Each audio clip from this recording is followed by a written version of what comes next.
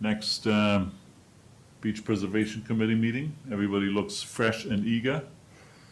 I noticed that the public was properly informed, so we can move ahead. We are starting with agenda item number 1. Oh no, that was agenda item number 1. We are starting now with agenda item 2, citizens' comments. But there are no citizens in the room, so we can skip over this. Unfortunately, it's the summer months. It's a holiday weekend. People have more important things to do than to listen to us. Number 3 is approval of minutes. The minutes were sent out by Douglas together with a package. Are there any change requests to the minutes? No. Can I get a motion? Motion to approve. I will second. All in favor? Aye. Aye. Aye. Okay. Minutes are approved. Then we are moving into agenda item number 4, new business. The first of those is for a discussion of the federal support for beach renourishment. Jim Davenport from Thorn Run Partners. Is Jim on the phone? I see him right there. Good morning, Jim. Jim, you're on mute. Just before you're still, Still on mute, can't Jim. hear you, but it could be our end. Before he joins us, just kind of to give a little bit of a background and context to things here that have happened recently on the federal side of the House.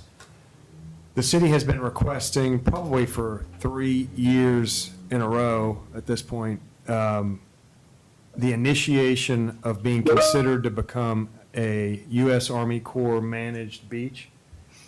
Through the work of Thorn Run and Jim, they were able to get the kind of first step of that project initiated in having the federal match for becoming a U.S. Army Corps beach put into the federal For the budget study, yep. for the feasibility study.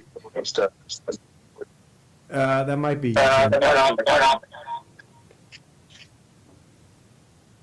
So that happened. That has a corresponding city match, and that city match would need to be included in the city's budget. All of this kind of hit at the same time for the city as we've just finished getting temporary easements, and we were unsuccessful in doing that. So in the council's discussion about including the match in this year's budget, it became apparent that at least some, and it turns out to be the majority of council, felt like there was not a realistic path forward to satisfying the requirements that the Army Corps would have to being an Army Corps beach. So council has just decided, I think last Tuesday, to pull back on that request and back off of that project. So that's been a lot of what Thorn Run has worked on. There's some other information they can provide on other programs, federal programs, but I think that's the primary help that the feds give to beaches in need. Jim, I don't know, can we hear you? I called back in on my phone. Can you hear me now? Yep, you're loud and clear. Can you hear us? Okay. Yeah, I can hear you fine. Okay. I guess I was having a mic issue with my computer. So, Jim, I don't yeah, know go if you ahead, could Doug. hear that, but we just gave a little bit of background to the Army Corps managed beach issue that we've kind of worked through here recently. Right. And I'll now turn it over. This is Jim Davenport, Thorn Run Partners, the city's federal lobbying firm. Sure. Thanks, Douglas. Let me comment first on what you said about the beach project. Yeah, working with the Corps is pretty much the only avenue to getting funding for a major, what is now referred to as they're called CSRM projects, Coastal Storm Risk Management. And it is a lengthy process, Douglas, as we talked about the first time we met, and I think you're aware of that through your conversations with the Corps. Feasibility studies take at minimum 3 years. Some of them are going now 4, 5, or 6 years long. Minimum investment by the city is $1.5 million. Federal is $1.5 million, so that's the $3 million. Again, those numbers the Corps is not holding to them anymore.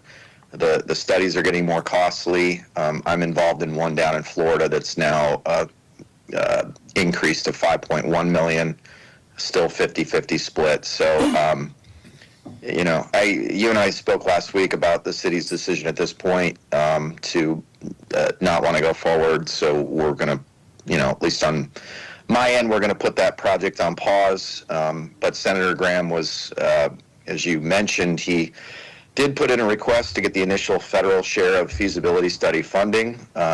He's on board, but if we're not going to move forward, then I don't know that I have much more to say about that. Before I talk about the environmental infrastructure authorization, though, does anybody want to ask any more questions about the beach project? Yeah, I do, Jim. This is Dietmar Ostermann. I'm the chairman of the Beach Renourishment Committee. So from your perspective, and you said you are working with other communities right now, is it only positive to become a Army Corps of Engineer beach, or is there also some negatives or some restrictions associated with that? Well, there's certainly restrictions, and you have to, if you're going to federalize the project, you have to provide easements for the public. You have to provide, there are requirements for public access, not just easements, but parking. I'm not as familiar with your geography, but I can tell you in Key Biscayne, which is one I was working on, and I will tell you Key Biscayne is an island, so their issues are a bit different than yours. Theirs involved a backside of flooding, so it became very complicated. But in the initial days of trying to get the Corps involved, the first challenges we faced were similar, I think, to what I understand is what Isle of Palms is facing, and that's you've got to go to these, property owners and ask for easements. In their case, the property owners were primarily hotels, so maybe that wasn't as challenging as what you may or may not be facing. They had to come up with a parking a resolution for the parking as well. We've gotten past those things, but I'll give you an example of where we're at. We're in a part where we have spent 1.5 federal, 1.5 local for their project. The Corps has said, well, we actually need another $2 million to get the study done. But then they were telling us, they're giving us signals now that, hey, even if we get the study done, we're not sure your project is going to meet what's known as the BCR, the benefit cost ratio analysis. So we may spend $5 million getting a study for a project that will never meet the criteria for the Corps to want to advance it. So that is a risk. You can get into a study phase, get a study accomplished, but never have enough benefits for the Corps to justify the investment. So those are risks. That's just one of others. Benefits of having a project is if you do get one, if you've gone through the feasibility study process, if you get the authorization, if you get the chief's report, which is the final report that describes all the elements of what the project's going to look like, it'll be cost shared. I think it's I can't remember. Excuse me. I think it's 65-35, 65 federal, 35 local, or it might be 75-25. I'm not recalling. They change the cost sharing once in a while. You would have that federal investment of a significant federal investment for the life of a project, which in some cases is usually 50 years. It's not that the federal investment is guaranteed. We often have to go to our members of Congress and request that funding. Good thing for South Carolina is you've got a pretty strong member on the Appropriations Committee, Lindsey Graham, and he's been extremely helpful to the city of Charleston in getting this type of funding. The other benefit of having a federal project is if you get a storm, a major hurricane, and the beach gets wiped out, If it is a federal project, it is eligible for disaster supplemental funding through the Army Corps of Engineers, which means in many cases, and I've experienced this over my career, you can get the beach built not only back up to where it was, but even it advanced further, so it's even more protective for future storms.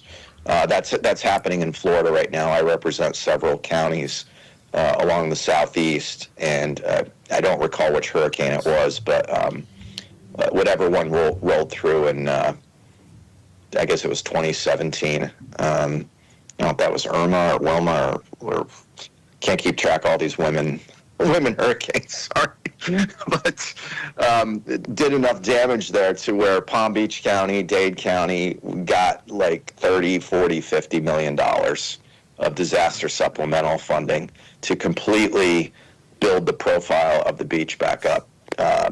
So those are the benefits. The hardest part, I think, is the study process. Hardest part to deal with the core, because it's lengthy. There's hoops to jump through. They don't make it easy, and they're certainly not making it easier. They've got some new lingo they're throwing around called RAPID, where they only want certain projects in each state to advance. The new Assistant Secretary of the Army is really focused on finishing current projects and less interested, this is my take, not his words, but it seems less interested in starting new projects and more interested in getting current ones built. So, sorry, that was probably a very long answer to the question you had. Yeah. Hey, Jim, this is Wendy. Could you briefly summarize what the key inputs are on the benefit cost ratio that they look at? Yeah, it's typically, the one major thing is they're looking at property, the value of the property that's being protected. So they literally, I don't know how they, one of my clients could give me more information that could be helpful to you, but they're looking at basically what's the value of what's being protected. And then they're also looking at the future without protection or something. I'm blanking on what the terminology is. But they're basically, what are we protecting? If it's just a beach with some recreational benefits, it's not going to play well. If you're looking at, like, say, Dade County, where you've got commercial and high rises and everything else, that meets the criteria. If you can, does that make sense? Yeah, sounds like we would meet the criteria on that standard. Okay, Would or would not? we would. Would, We have okay. multiple homes that are falling into the water, and we have apartment complexes that are falling into the water, and obviously at a big storm, all the commercial businesses would be affected as well. Yeah, yep. Yeah, it's, the commercial stuff is all, yeah, in like Dallas, for instance, where theirs is a flood control project, but, with Dallas, they look at all these commercial properties within the city, hospitals, universities, all of that stuff, and they factor all that in. Okay. I could get some details on that. Jim, and it may be not the right question for you, maybe more a question for Douglas. Is the fact that half of our island is part of Wild Dunes, a gated community, a hindrance in getting approved by the Army Corps of Engineers as well?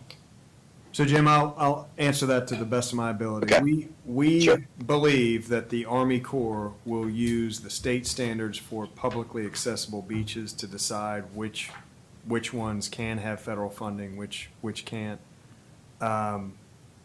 So we think that in order to qualify for the northern end for Wild Dunes to be a federally managed beach, there would have to be some shift in public parking that would meet the state standard for publicly accessible.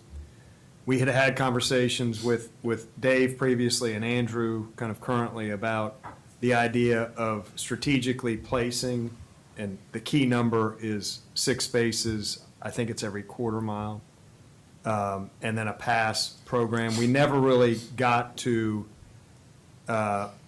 really finalize if that would meet the standard, but kind of in concept, we had had conversations with the state about whether or not it would meet the standard. They seem kind of conceptually to think it would. But yeah, from my understanding, there would be a need for, if Wild Dunes was to be included, for there to be some accommodation for public parking strategically along that stretch. That topic really doesn't go away with this temporary decision because, according to the meeting we had last time, where state funding for the beaches is increasing in the state budget, the chances of Isle of Palms getting a bigger portion of state funding going forward is high. Therefore, Still a not relevant excluding, conversation. not excluding Wild Dunes would be not good. That's correct. Is there different state laws for parking than federal, or are they the same? Yeah, I believe that the feds follow the state guidance on publicly accessible beaches. Okay, but at least for the time being, for the next year, this discussion is parked, right, with the decision that city council made at the last meeting. It can be revisited next year, right? Could be. If It we took us several years to get up to the point where we got the authorization, so it wouldn't be a quick reboot, but I think, yeah, at any point, if we chose to, the landscape changed, if the easement requirements changed, if something were to change, I think it could be revisited. Okay. Then I come back to Jim with other questions related to not the U.S. Army Corps of Engineers. So you made us believe there's no other federal funding sources to help beach communities with the renourishment of their beaches. That's pretty much the primary source. I have a community up in New York where I've recently helped them get an earmark for a breakwater through HUD, but it's those amounts are not. It's like $1 million, and it's for one-time construction. I don't know if I've seen any beach renourishment through the HUD account. I could check on that. Well, but But Jim, if- this is exactly where I was leading with this question, because Sure. there's a high chance that after our beach renourishment project, the city of Isle of Palms may be interested to implement hard structures on our beaches. So there may be a hard structure project coming our way in the next 12 to 24 months. Could that be Okay. federally supported? So what would the hard, can you describe Yeah, the structure? breakwater or groin or something of that nature. Yeah, I think it's possible. I don't want to give you a definitive yes, because this is the first year I've seen that I've done those types of projects. But yeah, I think it's possible. I do. We'd have to look at the cost. You'd have to go through HUD. They have their own sets of rules. But, you know, again, Lindsey Graham is really strong on the appropriations committee. I think if we could outline a project for him that makes sense and meets the criteria for HUD, we could certainly give it a shot. What was the timing in the project you did to get it approved from start to finish? Is that question for me? It is, for the breakwater, yes, sir. Yeah, so this is Oyster Bay, New York. It's my area. Okay, there you go. So they just needed to reconstruct something that was already there. And so they put the information in front of me back in, I guess it was December, and we went through their member of Congress to ask for the funding. The funding is in the appropriations bill right now. The bill has not been enacted.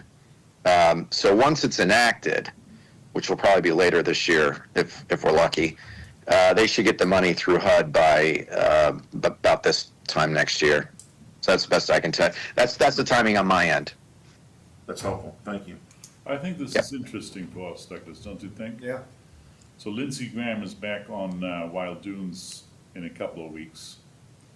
One of our members is a very close friend of his, and he's hosting him for some party. It would be maybe appropriate if I started the process of convincing him that this U.S. Army Corps of Engineers is not the right project for us, but getting federal Something else, funding for maybe. some art structures would be. Yeah, absolutely. Yeah, you could at least plant the seed. That's not a bad idea. I talk to his main staffer that handles this stuff all the time. So if you guys did plant the seed with him, just let me know, because then I'll follow up right away. And Jim, is- oh, go ahead. Is Jim on retainer by the city? Yes. So wouldn't it be appropriate for us now to redirect Jim to work on that with us as opposed to the U.S. Army Corps of Engineer, because that seems to be very fruitful? Yeah, Yeah. I think so. Yeah, we can start talking about it. I mean, we're talking about it now, so it's on my radar now. You have concerns, Dave? Well, I have concerns, again, going back to council and directing this committee. Of course. So I'd We- like to present it to council. Yes, we Again, have no decision Yeah. authority. We are totally aware of that, and Yeah. it has to go to council. Yeah, well, and I think there are definitely some But- steps before we get to what the project would be, but at the end of a process, there should be projects that would be lined up, and we then will look for funding. And our federal and our state lobbyists will be key players in finding funding that could be available. So, But a lot of the reason we deferred on the last one was not just because we didn't think it was possible, was because we were waiting for the Fourth Olson study to come back to say, Yeah. what is the best? So instead of jumping on to a potential solution, let's find out what are their recommendations and not have to flip midstream again. So that was my concern, why I was voicing it, is we're kind of jumping the gun here. I agree with you, this is definitely something worth looking into if they come back and say, Yeah. this is a viable Yeah, Jim, alternative. are you following this? So we have studies underway with an outside engineering firm, and this committee is very interested in that study as well. In fact, it's one of the next discussion topics on our agenda today. Okay. Part of which is investigating whether hard structures could be a solution for the Isle of Palms. And I just, in the discussion with you, came to the pre-conclusion, which is a little bit premature, that most likely the answer is yes, we will see.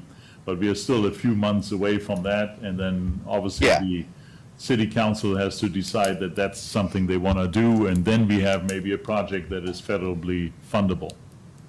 Right. No, I get it. And I obviously take my direction from Douglas and the city. And the entire process to move forward with an appropriations request, if we decided to go that path for a different project, wouldn't start in earnest until next year. So we have time. Okay? Jim, this is a little bit out of left field, but talking about federal funding that's come through, and Dietmar's question specifically about Wild Dunes, we did have in 2018, we had a storm come through. We were gearing up for a beach renourishment project. We were able to document through our disaster declaration process our loss of sand, and in that process, we were given a large federal disaster declaration amount Through FEMA. from FEMA. Yep. Is that, and I guess if that's the case, if that's kind of the standard response from FEMA that we could expect, I guess it makes me wonder about the benefit of being an Army Corps beach. If they're gonna, every time there's a storm, if they were to kind of pay for those disaster declaration amounts, doesn't that, and there were no strings attached, there was no permanent easement attached, there was no, there was Right. no accessibility requirement, we just were, and that seemed to be a kind of easy path forward, but maybe it's not something that can be relied upon, I don't know. Yeah, so I was planning to touch on the FEMA aspect. Yes, you can get funding for beaches through FEMA, but it's only related to a disaster. And I think the main difference in getting funding through FEMA versus the Corps after disaster is FEMA's just going to give you enough to sort of get it back to something that's close to what it was, whereas the Corps can advance you funding to actually build something better. Dallas is a good example of that. They have a major floodway project along the Trinity Corridor, and that same supplemental I was mentioning that got Florida lots of money for their beaches. Dallas was in the process of just getting their project started, and the Corps made the decision to give them $410 million to construct the project to as much as possible, to basically advance fund it through supplemental appropriations. It is so difficult to get that chunk of money, $400 million, in a regular appropriations bill. But supplementals are often, Congress likes, when there's a storm, they like to load up those bills with all kinds of stuff. And you can get major chunks of funding through a supplemental. But you can't get the Corps supplemental funding unless you're a Corps project. Just something for us to keep in the back of our mind, that Yeah, that yeah. has been a source in the past, not that. Yeah, I mean, I would look at FEMA as like the Band-Aid approach, whereas the Corps is something more permanent. Chris may have a comment. I have a question. This is Chris Creed. Jim, I'm Chris Creed. I'm the consultant they were speaking of earlier. Hey, Chris. I'm a coastal engineer with was Olson Associates in both Olson now in Jacksonville, Florida. And through my career, I've worked on numerous federal shore protection projects, and I've written these federal documents that you've talked about and done all the analysis. Well, then why am I talking? You should be answering all these questions. Once you started talking about the supplemental thing, because I work for Broward County, and I've worked for Broward County for 25 to almost 30 Okay, years. so my And we- colleague Greg Burns represents Broward. Yeah, okay. So, but the supplement, I just want to get your comment on the supplemental piece of that, because I know that there was that big supplemental package that did happen with one of the last FCCE projects, and you're right. They were able to build more than what the storm carried away. But what I have been told by my friends in the Jacksonville district here is you cannot always guarantee, you cannot count on their supplemental packages. You can get a that's true. declaration and get FCCE money, which Yep. would build back what the storm took away.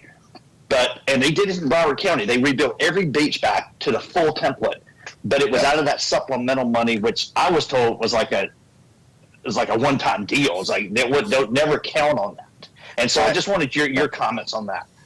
I would agree completely. I should say there's a caveat to everything I'm saying. We're always at the mercy of Congress to appropriate this money, whether it's a supplemental, whether it's an annual appropriations bill. There are projects I work on which the community thinks they're on autopilot, and they are not on autopilot. Every single year we have to get their member of Congress involved. We have to go back to the Corps. We have to stay engaged. So, Chris, you are absolutely right. There's never a guarantee with a supplemental.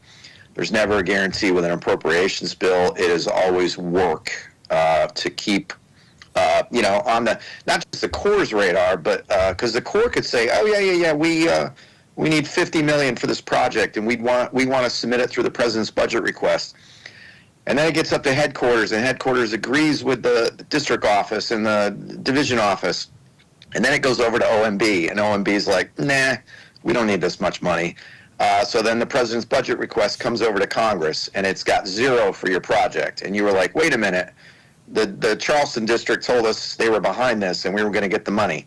There are layers of people that this goes through. And I am just one person in the whole process that tries to navigate all the layers. And your member of Congress is important. And the city is certainly important to stay engaged. So, it is never easy. It's never a slam dunk. It's never guaranteed.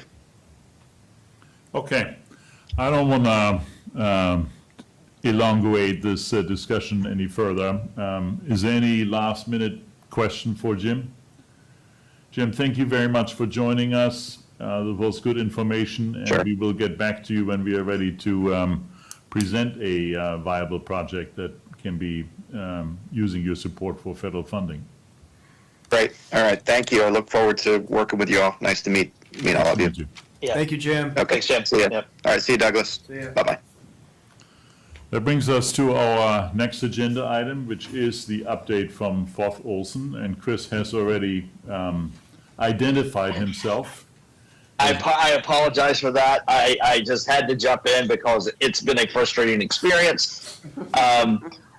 Let me, before we move on from the federal project discussion, I just have a couple of comments as follow up.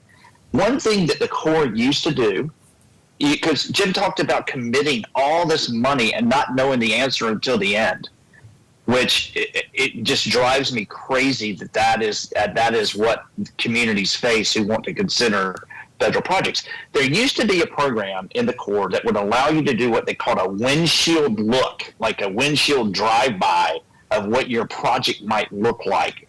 Do you have the requisite access? Do you have the requisite, what are your chances of getting the easements? Do you really have the suitable infrastructure along your beach to start qualifying? Because although this infrastructure is very valuable, you're weighing against the potential risk of that infrastructure to the cost of the project to get your BCR. So one thing that the city may want to consider, the Corps doesn't do these anymore, unfortunately, which I think is a shame. But one thing that you may want to do is consider a windshield look at your likelihood of complying with what we know, or you know, or whoever you're working with, of eligibility for a federal project. And really try to understand, because there were a lot of questions in that last discussion and not many answers. And it might be worth, instead of $5 million, $50,000 to do a study to give you just a really high level look at, hey, what are our potential chances if we went down that road? That's something to think about. I know you said you've put it off into the future for the next year, but before a decision is made, just to jump in with both feet into the federal program, I think that might be something you want to look at, to have some more quantitative information to consider versus a bunch of opinions, whether it be from an engineer, a lobbyist, or someone in the Charleston district who might be guiding you. That would just be my recommendation to you to consider. So Chris, just I guess to ask your opinion on this, I believe that council's determination was largely, there was the financial part of it, but I think they thought and felt that there was 0% chance of getting permanent easements from the entire stretch. And I would say The easements are a problem. and if that, I think the conclusion was, if that is a requirement, there is 0% chance this project will, at this, with the kind of, with the way things are currently, there would be a 0% chance of the project happening. So there was kind of the foregone I don't conclusion. think it was zero. Yeah, It's very yeah, and the zero. easements, it's a real issue. We've worked with this community, Flagler County here in Florida, and they started a federal feasibility study in 2010. They finally built their federal project last year, 2020. And so it was 15 years from, I think they even started a feasibility study maybe like 07 or something. So, 15, approaching 20 years between the time the study started, they actually built their federal project, which ultimately was really boiled down to a really small project compared to what they ultimately wanted. And the Corps would not let them start until they had 100% of the easements. And they were down to like 2 or 3 easements. And I tried to find a workaround for them and say, hey, we can just build around these people. And they're like, absolutely not. We need 100% participation or we're walking away. And so the county and the feds control the language in those easements. You can't negotiate on an individual basis of what the terms of the easement are. And it's a very, very difficult thing to do. Okay, So anyway, I know you guys have made the decision before, but I have some strong opinions because I've lived through it with some of these other communities, and Well, thank it's you a very very much for that frustrating input. thing. we are moving on Yeah, now so to your topic, to Moving the on, update so of your let's. study. I know. Yeah. So I'm sorry. I said we are moving on to get the update for the study that you're Get the working on. Yeah, so let's do this real quick. We're gonna backtrack just a little, and Zach is on here, by the way. And Zach Bedell's with me. So a quick update, and I'm gonna backtrack a little bit. We're gonna talk about. We're gonna kind of land the plane with this baseline discussion. We're going to talk about things that we know and things that we're assuming in the alternatives development, things like volume change rates. What is the scope of the project you're about to build? Can anyone see my screen? Not yet. Hold on. Can we also, Zach, for For the public's sake, can we show the slides when he discusses this time? Yes, I'm sorry. Okay, can you see my screen now? Yes, good. Yes. Sorry.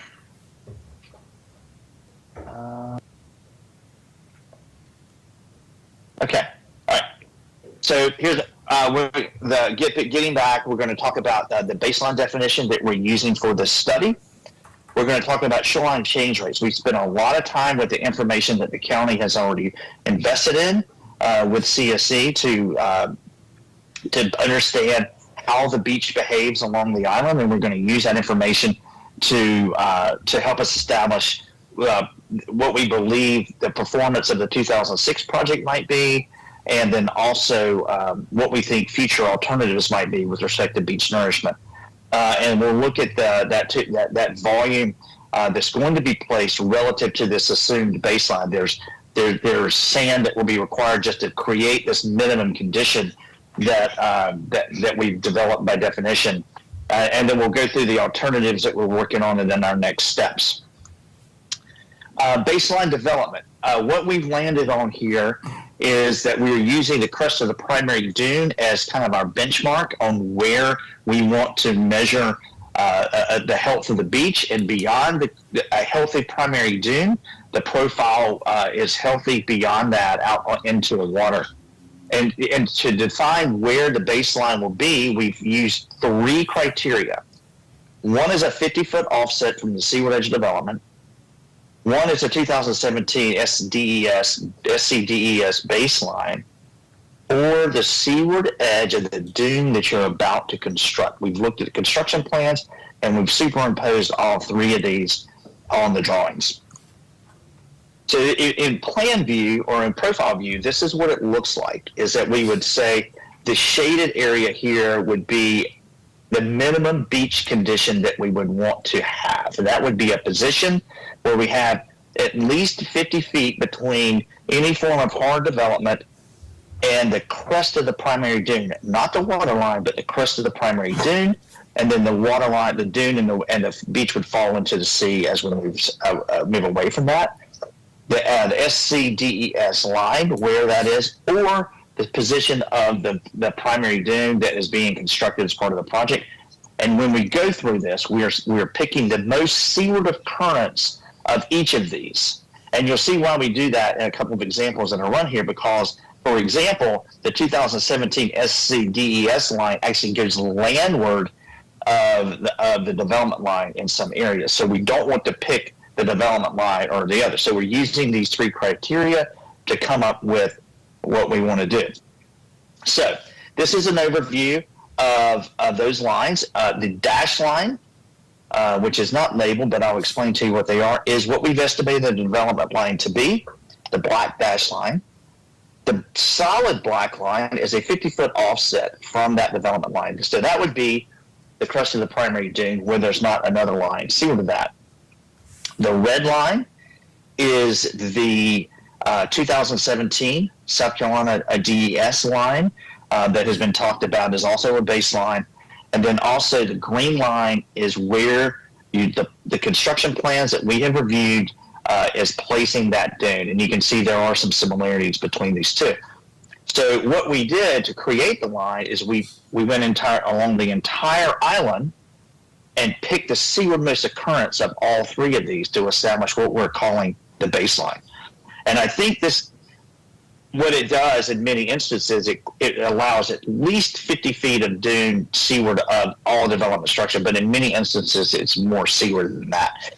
And we thought this was a reasonable way to proceed, because up here in Wild Dunes on the north end, we can see the SCDES line, the red line, is well landward. And for whatever reason, I don't really understand why, but it is well landward of the developments in this area. So in this instance, we picked at least a 50-foot offset from some of this more seaward positioned development. But you can see the green line is the location of the dune in this area, and we didn't pick it here principally because that dune is so far seaward, it might not be feasible to try to keep it there under all circumstances. So we picked the yellow line as our baseline. So we have a baseline now, and we're going to look at some things first, and we're going to look at shoreline change rates. We've gone back into the database, and we've looked at 2 time periods since the construction of the last project. One is the April 18 to September 2024. We're going, this is a longer term period that incorporates the change of that last project. And we're saying, okay, this past project, let's use it as our laboratory. We've seen how projects perform. What were the shoreline change rates that we observed following the project? And we can see that there's, as we all know, in reaches 5 and 6, there have been some pretty high rates during that period where we've lost pretty much all of that last project. And then we see on the south end over here in reaches 1 and 2, also that we now have this erosion signal that really is most prominent in reach 1. Then we also look at it from the high rate period, what has happened more recently in the database, where we've really seen an acceleration, and we've talked about that previously.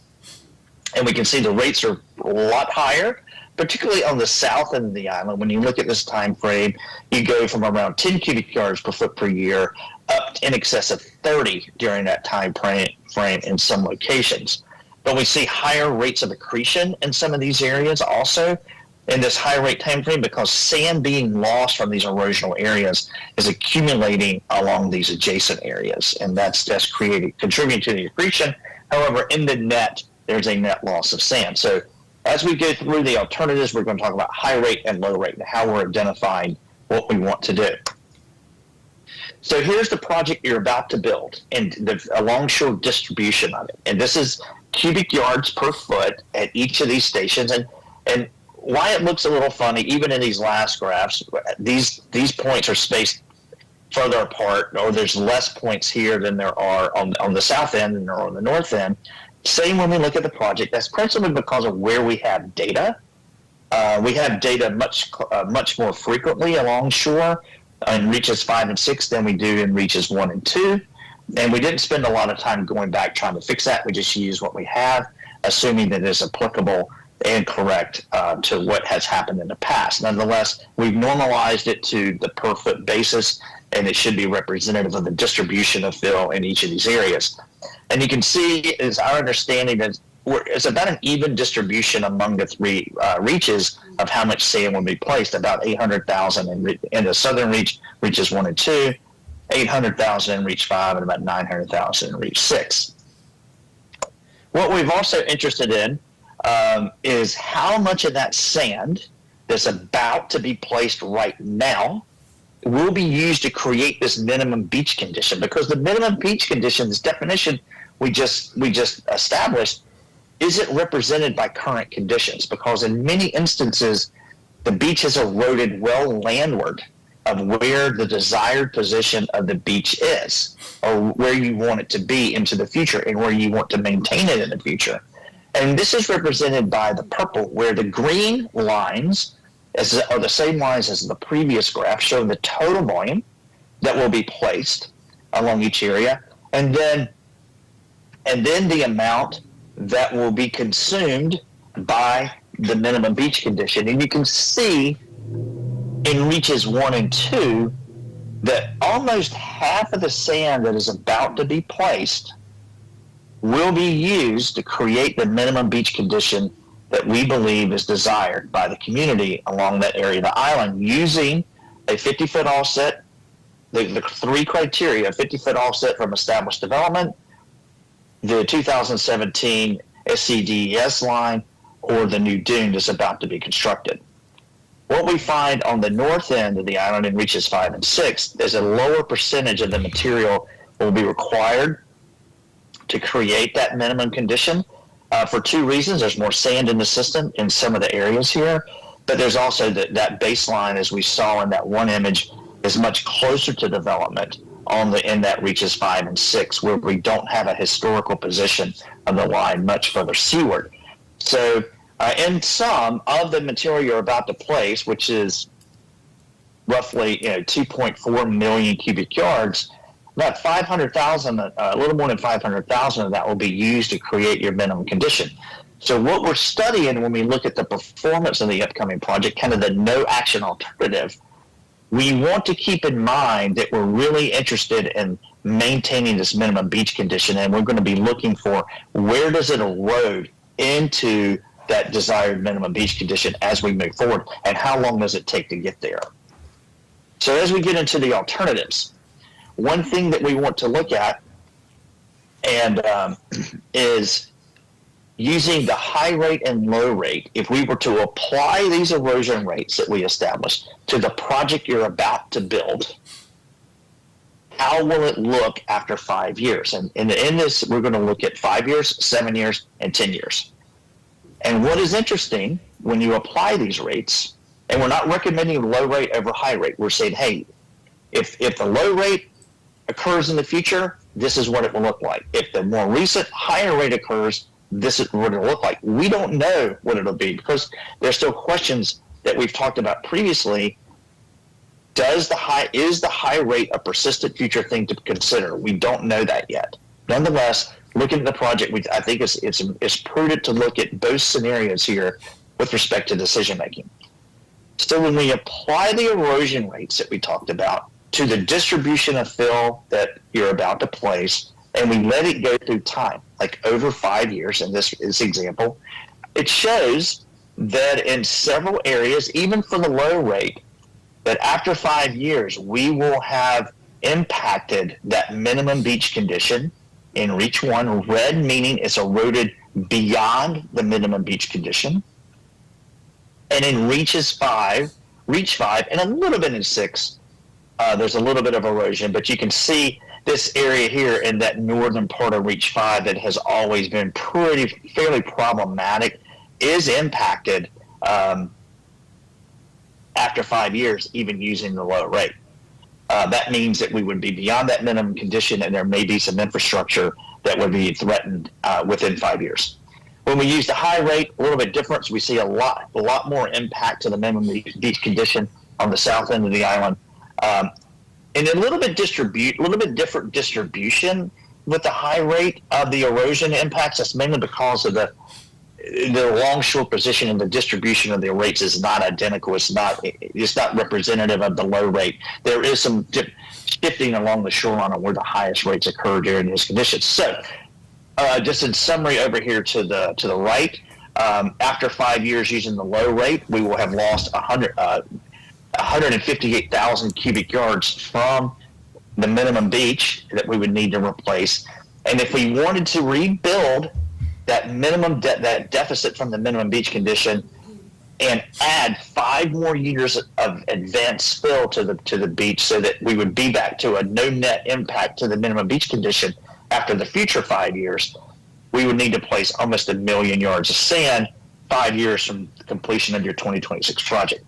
If you use the high rate, you've lost almost 500,000 yards into the minimum beach condition, and you will need to replace almost 2 million yards 5 years from now. Something to keep in mind.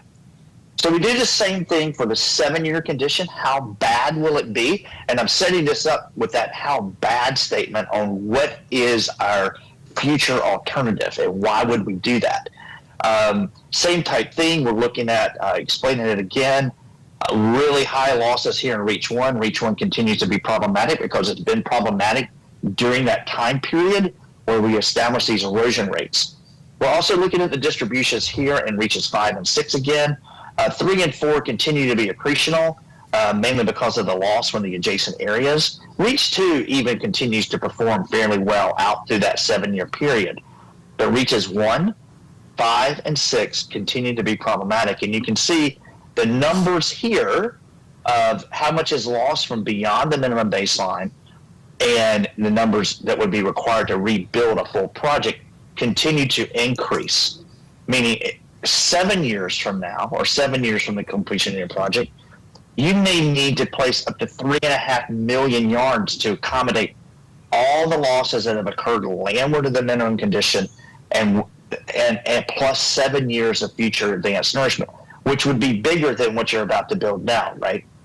And the same thing for 10. If you expanded that renourishment interval out to 10 years and let it just go for 10 years without any intervention, these are what the numbers look like. You're really down here in the lower right, getting to some pretty big numbers. But you can see lots of accretion here, where the shoals typically come ashore, and also but some pretty big losses on those shoulders in reaches 5 and 6, and also down here in 1, and really impacting well beyond this desired minimum condition that we've established. So just again, a quick summary where, what it would take, and I've put this in a nice table here, should we follow up, with these slides for you guys, if you want to just kind of have this information. This is more to explain what it all really means. But this is what the renourishment, or this is kind of the renourishment only alternatives would be for a 5, 7, or 10-year renourishment interval moving forward. We would have to replace sand loss landward of the minimum beach condition, and then we'd have to apply enough advanced fill to keep that minimum beach condition from being impacted, depending on which interval you pick. What this says, you're not out of the sand business once you finish your 2026 project. And even if you implement some of these structural alternatives, you're not, the sand loss rates are so extreme in some areas of the island. The structural alternatives should really be considered measures to protect you between these intervals and possibly give you time for expanding the time between the intervals, providing protection in some of these areas. So renourishment and structures are the alternatives that we're looking at as well, where first and foremost, we can determine that renourishment alone will not maintain the minimum beach condition.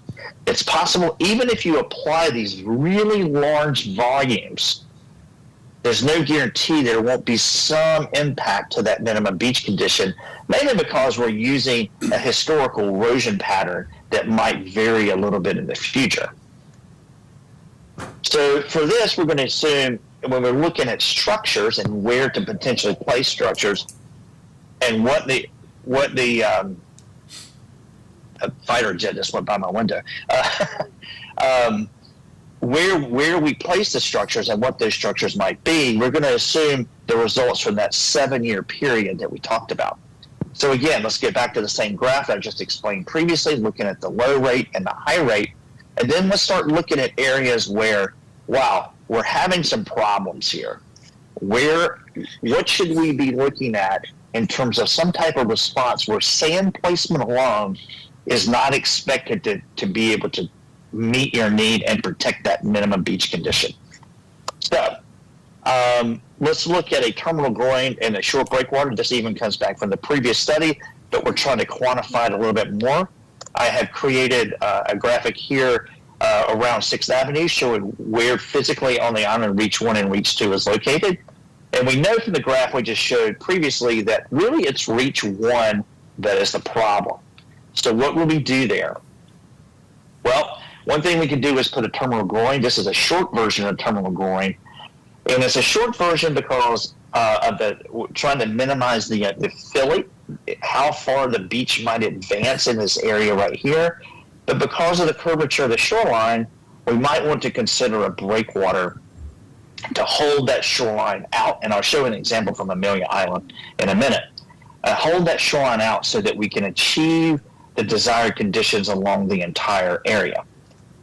This would give you a shoreline position like this, where we have a small salient behind the breakwater, but then the shoreline turns toward the shorter structure. Another option would be to eliminate the breakwater, extend the terminal groin, which is represented by the yellow compared to the short groin. And what would that shoreline look like then? The dashed line being the previous estimated shoreline alignment using that structure configuration.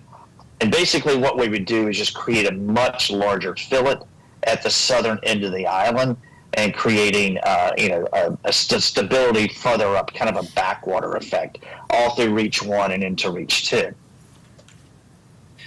Here's an example in the south end of Amelia Island that we've shared in the past, where the terminal groin would be built to allow sand to continue to be transported over it while it holds that shoreline in its desired position. And you can see here on the south end of Amelia Island that short groin and breakwater combination that I was explaining, and it's an alternative that we are looking at for here.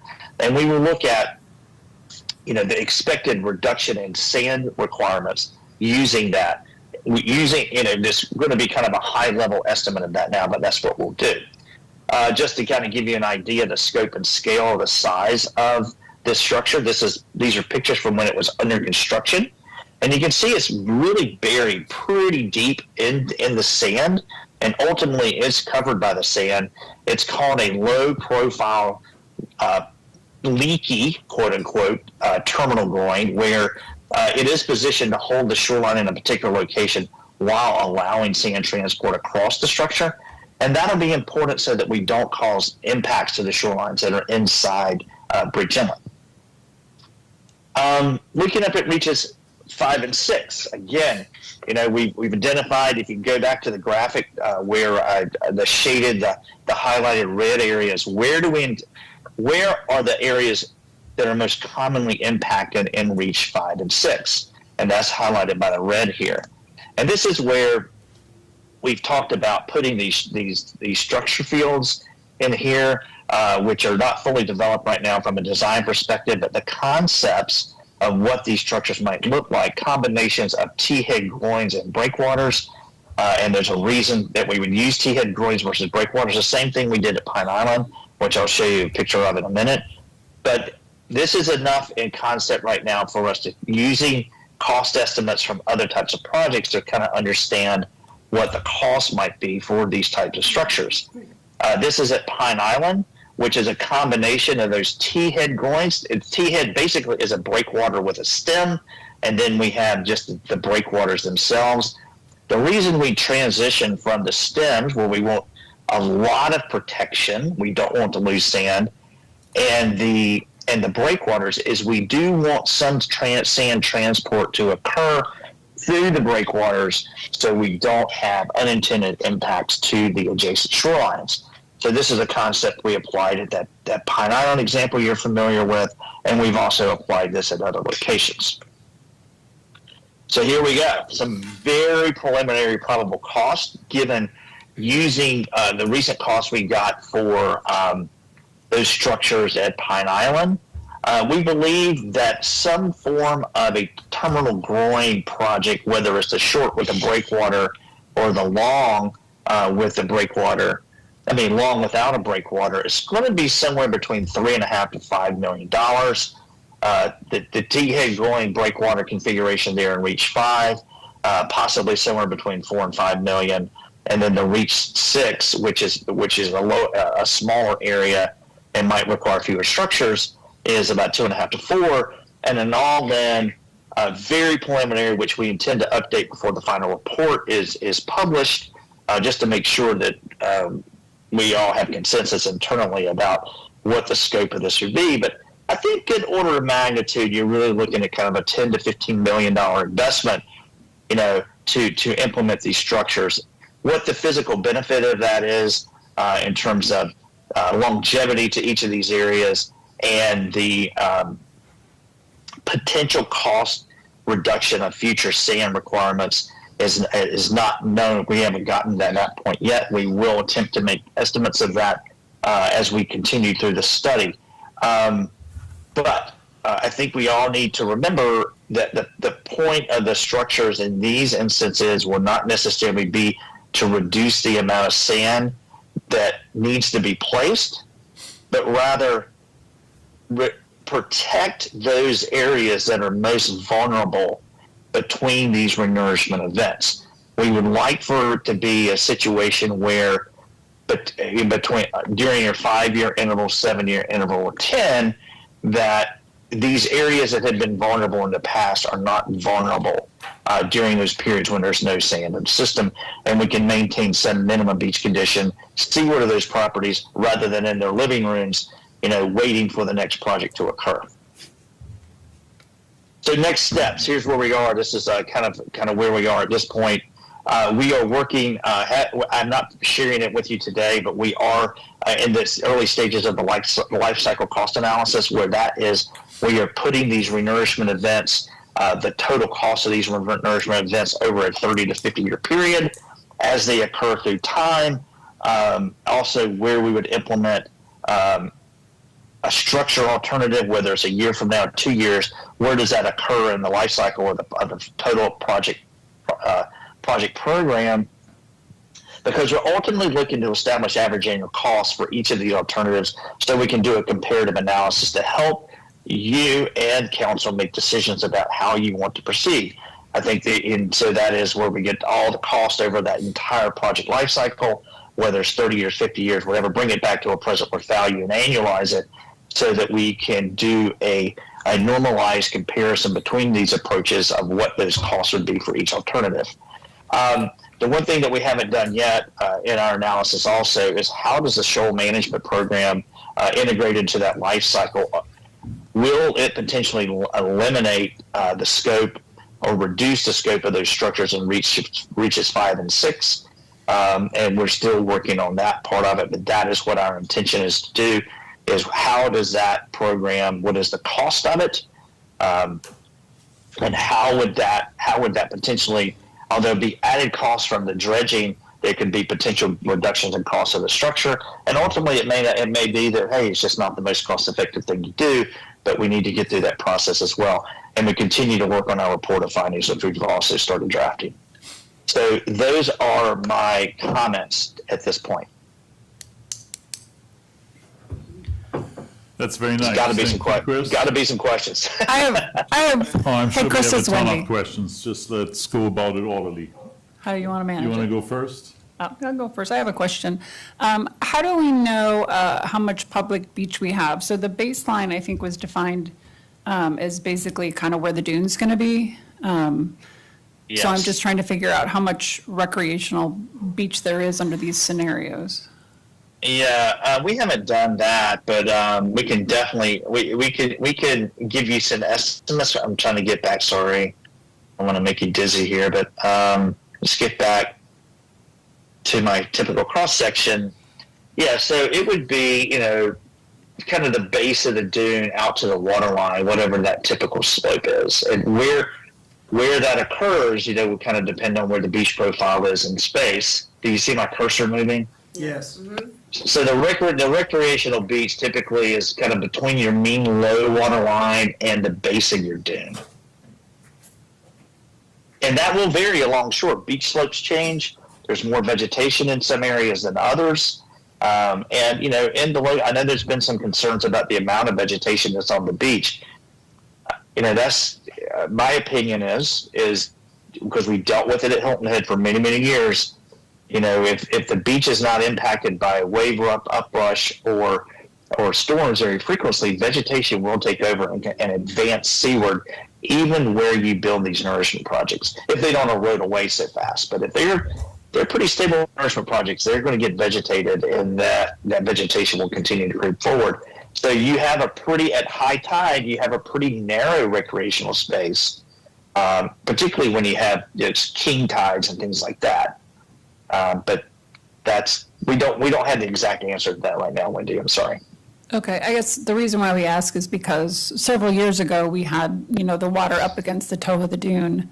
And, then when you Yeah. get any storm whatsoever, not even talking about a tropical storm, we're just getting a king tide with some wind.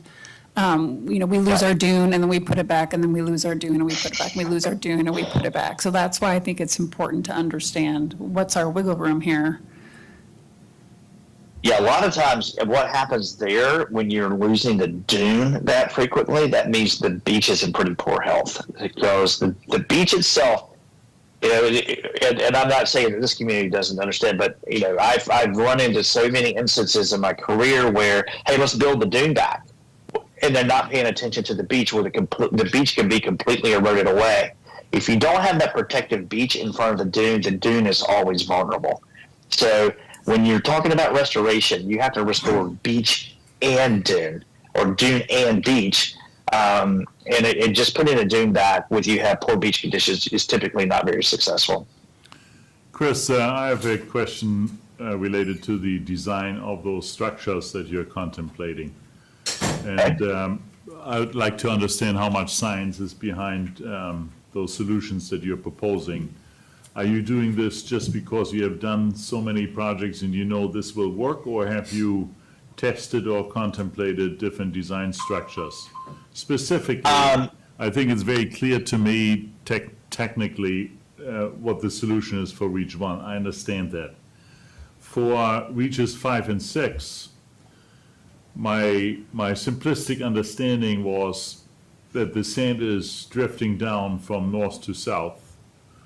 So catching the sand while it is moving down would have been a logical choice, but that would be a groin solution and not a breakwater solution.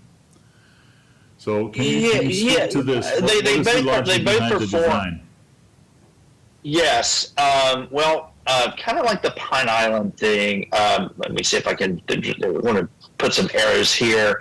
I think what's happening in this part of the island is there's sand that goes this way, and there's sand that goes this way from when those shoals attach. So, but the sand is directed away from these points where we see these highest erosion rates, and there's sand that actually goes in the other direction as well, toward where the sand spit attaches. But this really functions like a headland, and the material goes in both ways from this area here. What we would attempt to do is to create a structural configuration that would provide a pretty high level of stability in the most vulnerable areas, while allowing excess sand volume to be transmitted past the structure field. Groins alone, without the head, we find them to be very effective at interrupting a longshore sand transport, but they may not be the best where we have this development. And I'm gonna save my file real quick before I mess it up. But let me save it, and then I'm gonna start messing with it here. Get rid of all these things here, and then I'm going to get rid of this. But I'm really concerned about this area here, where it is so close to the edge. Right here, we really need to be mindful of the proximity of these structures, even the longshore location. We might shift them left and right at the design phase to really provide that level of protection. But we would also look at the transmissive nature of these types of structures. We might have lower heads. One of our partners here, Kevin Bodge, is a huge advocate of low-crested, these types of structures that allow more transport to occur along shore while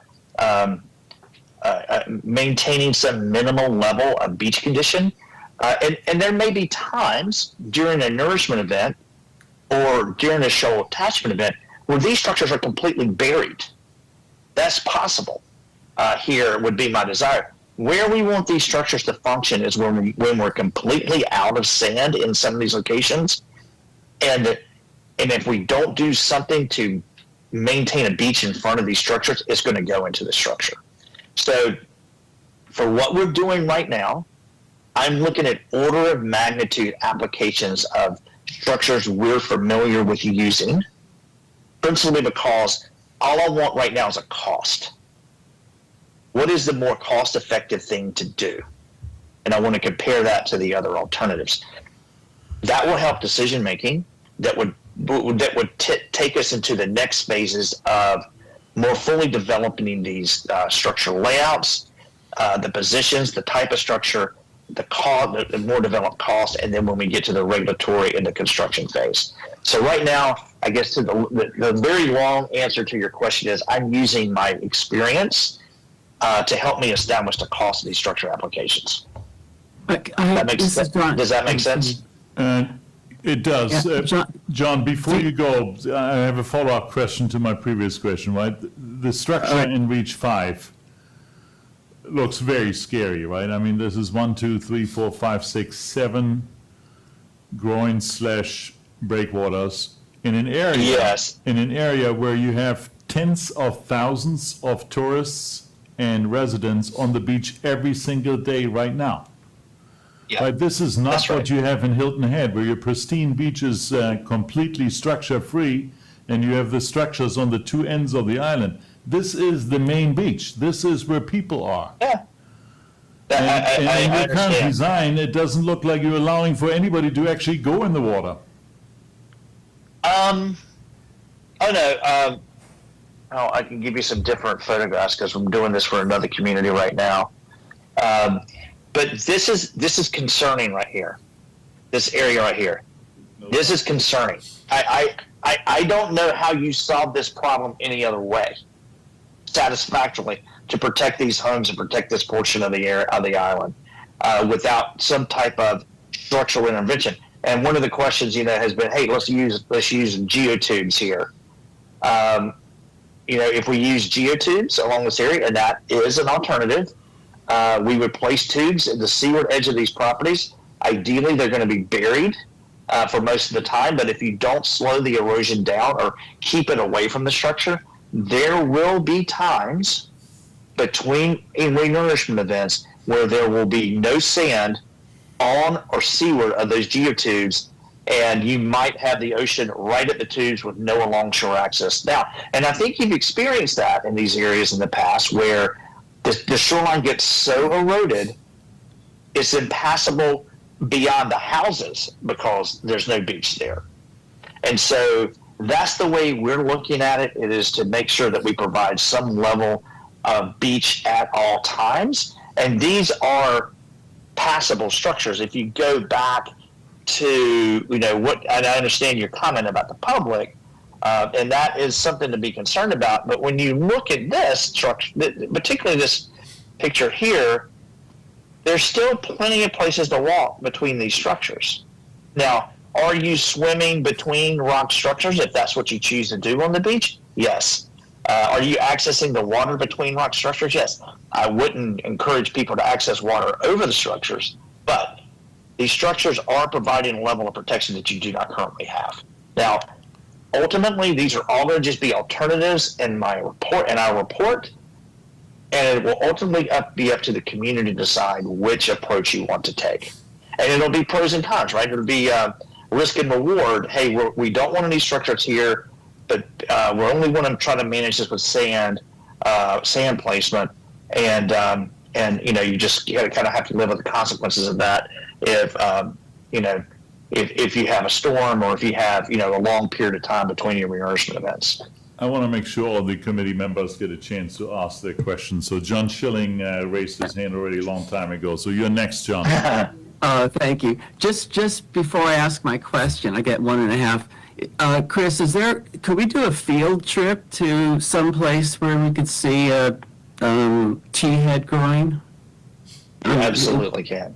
Okay, We can go to the island. We can go to Hilton Head. We can meet you there. Okay. Granted, this is not like you said the type. We don't have buildings here. We don't have a lot of heavy personal use here. But what we did have here was an excessively high sand loss rate that we could not manage with sand placement alone. Right. And we used this application for the structural application to address that. Okay. So that might be from that something to consider. perspective, it is similar, and this is open to the public. We can get it open to you guys. It is in a private community. Yeah. All right. So I've over the several meetings, I've got the impression that the shoal in between reaches 5 and 6 is wreaking havoc on the beaches to the right and the left. That's right. So is there a way we can get rid of that shoal? Yeah, there is. And if you go back to the report we wrote earlier, the peer review of the program, that is one of the concepts that we talk about, of being able to basically go capture the shoal before it becomes a problem and put that sand on the beach. The agencies, we've talked about it with the regulatory agencies, and they they said they would view it just like any other bar site offshore. We would just use it differently. Things that we would have to be concerned about: does that change the hydrodynamics of Dewey's Inlet? Will it induce scour that doesn't occur today? And so, we would need, if it is an alternative that the city wants to advance into permitting, there would be a lot of work that would have to make sure that there wouldn't be unintended consequences from some type of project there.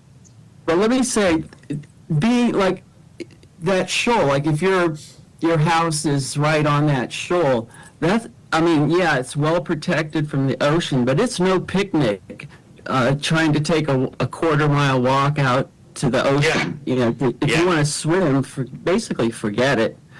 It just seems to be a problem up and down Wild Dunes, even at the location, and it's a part of the natural. It's a part of the ebb shoal of Dewey's Inlet, and it's always going to come to you. Historically, we've seen sand bypass events around the inlet, along the ebb shoal delta out there, which is part of this ebb shoal delta is the bar.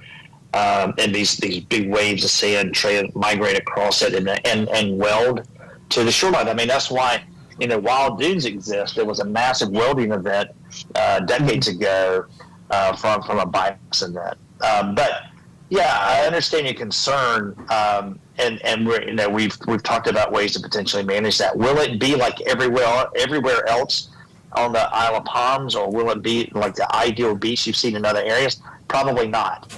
It's always going to be unique to this part of the world. Okay. I just was wondering. Yeah. Alice is next. Alice, please. So I have two questions. One about the north end and one about the south end. So my question about the T heads and that picture you showed us of Pine Island. What is the distance between those? Because I can't tell, and it makes a big difference if it's a. Oh yeah. Yeah. I have the person on the line who probably has that answer off the top of his head. Zach, do you know the answer? Yeah, they were about, I think it was like about 180 feet between each of the, it's kind of hard to see, but the tips of each of those. But where the rocks stop and then the embayments between them begin, more or less. Yeah. And how long, like for example, Zach, are those two breakwaters right there? The one closest to us was at the crests at the top of it, kind of where you can see the sand touching the rocks, was about 80 feet. The one a little just north of it was 90. And then in the distance, each of the T heads, where you can see them kind of bending and fishtailing, were about 100 feet each at the crest. So the T heads are 80 feet, Yep, 80 feet. and then between is about 150, you're guessing, and then 80. 180 to 200. 180 to 200. Okay. The spacing changes. We increase the spacing. It's tighter where we had the highest erosion rates, and as we went away from transitioning into the normal beach system, we started increasing the spacing to minimize that, as I talked about earlier, that impact to adjacent areas. So that would be similar to what you're. In the design phase, absolutely. Okay. All right. Absolutely. My other question was kind of piggybacking on what Wendy asked about the south end. And it wasn't clear to me, it was clear to me that the furthest line out, I guess the red line, where the new dunes would be, it wasn't clear to me how much sand was going to, and you did address the slope of the beach, but it's still not clear to me how much sand was part of that $14 million process, if that's what we're looking at. You know, mean do you from the understand? structure? From the dune, from the new dune to, how much sand was included? Do you understand what I'm asking? Your $14 million estimate Yeah. does not include the sand placement. Does not After the include- dune? Does not, well, two different things. The $14 million estimate was structure alone. Ideally, if you built it today, you wouldn't have to place any additional sand. I mean, it depends on how long it is in the future and how much sand loss occurs before that would how much additional sand might have to be placed. But what we find on the south end, and one reason it doesn't perform very well, and I think they should be aware of this, in these alternatives that we talk about, the reason we have such high losses for these different scenarios on the south end is because of where we've placed that baseline. It's a little farther out. It takes a lot of the sand that's being placed in the upcoming project just to establish that minimum condition. And so we have less volume seaward of that minimum condition available to erode away before we start having a problem. And that's why we see these bigger problems in Reach 1. There's still plenty of still plenty of distance between the development line and the dune and the water line. However, it's just, Yeah, we're, My concern was Yeah. the distance between the dune and the water line. Because in that first picture, Yeah. you had the three different options of that one. Yep. So you re-nourished to the green line, the green dune, and then how further out does the beach go? Because that's what we're talking about as far as healthy beach. well, this is not to scale. This is to demonstrate how we created the line. Well, that's why I'm asking, because I don't Yeah. understand. Don't use this to measure anything off of. This is just to demonstrate how we went about creating the baseline for the study. And the reason, we're very intentional because we know there's been lots of debate about this. The alternative study baseline definition. We're happy to share this and explain this in the report, but I think ultimately the baseline is still needs to be a decision made by the city on what you want it to be. If you push it out farther from what we've assumed, then that means more of the upcoming project will be used to create that minimum condition. If you bring it a little landward, particularly along the south end of the island, you'll have more sacrificial sand to erode away before it impacts that. You followed the logic there on what that means spatially, on why it takes more sand to create that condition on the south end. Go ahead. Right, it's going to take more sand total anyway. So, but the question my question is that if the baseline is moved out to the green, I guess, for the minimal, Yes. because that's what that green line, that dune is, right? Yeah, that's what it would be, right? If you look at the plans, and so when we went into these, these plans here, and let's move this guy. We just traced Yep. from the construction plans. Well, number one, from the aerial, we can trace the property line. The development line, not property lines, development line, hard structure. Did a 50-foot offset. Then we went into the construction plans. Where are they building this dune? It looks like the green line. So And then I the don't red want to line. interrupt you, Chris. I understand all that. My question is that the money, that estimate, does it not include more sand for a healthy beach, or does it include that? I don't know. I guess that's maybe, I haven't given you any cost for the future nourishment yet. okay, all right. I got one. Thank you. Okay, Dan is next. I'm going to be quick. First, I want to thank you. Everything you've told us today has been incredibly informative, and I know it's in the initial studies. As it goes to the T-headed groin, John had asked you if we could do a field trip to see it. My question is, if we were to go see it, is it going to be covered by sand, or are we going to see it? Are we going to see No, actually? it'll look like this. He just built it. Well, okay, so we'll actually be able to see. For me, it helps to see something physically than to look at. Absolutely. You were there. It'll- Bruce and I visited this. Great. day. That's Yeah. all I had at this point. Thank you. Okay. Yeah, we're happy to put that together as soon as you want to.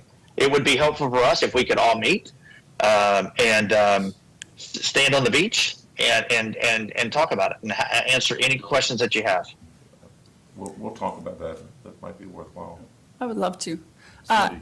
Hey, Chris, I have a follow-up question, and piggybacking on Alice's question. Are all the volumes Okay. that were in here, the sand, if the different minimum beach condition fill rates that were in there, is that all getting just back to that baseline? So just how much do you need That's to right. fill to get to where the dune is today? It's nothing beyond that, right? Yeah, so what we used, Wendy, is the field distribution that we gleaned from the construction plans.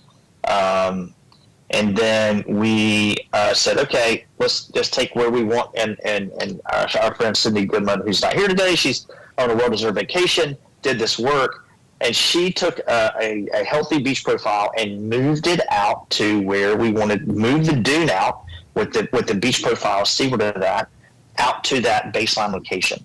And then we said, okay, relative to the February 2026 survey, which is the basis of your current project, how much sand does it take to build out to this baseline condition with the primary dune being on the line out into the water? And then that creates the purple. And then we say, okay, how much is left after you do that for the sand we're going to place that's going to be situated seaward of that? So we're using what you're about to build as the basis of our analysis. Did that answer your question?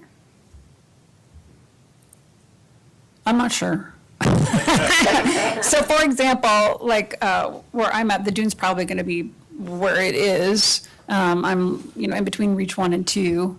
And we're going to build out probably 200 or 300 feet. So does that mean that all this analysis would be that the sand volume that was in your slides would get us back to the 200 or 300 feet, or it would just get us back to the toe of the dune? To the beach line? Well, the sand you're about to place is going to do both, but you're not going to have 200 feet beyond the baseline down there. You're going to have 200 feet from wherever you are today, because the baseline that we've drawn based upon this analysis and feedback from the committee is pretty far seaward down there on the south end of the island. And so you're using a lot of the upcoming project to just create a baseline condition. Well, I think that their designs were concerned that the sand was going to wash away, so they kind of evened it out across reaches 1 and 2, is what the bid documents look like. I don't know what'll actually be done.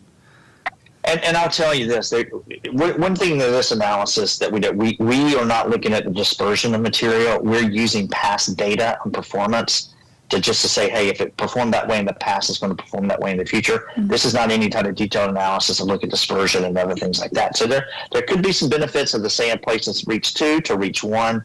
It's just hard to tell from the past data.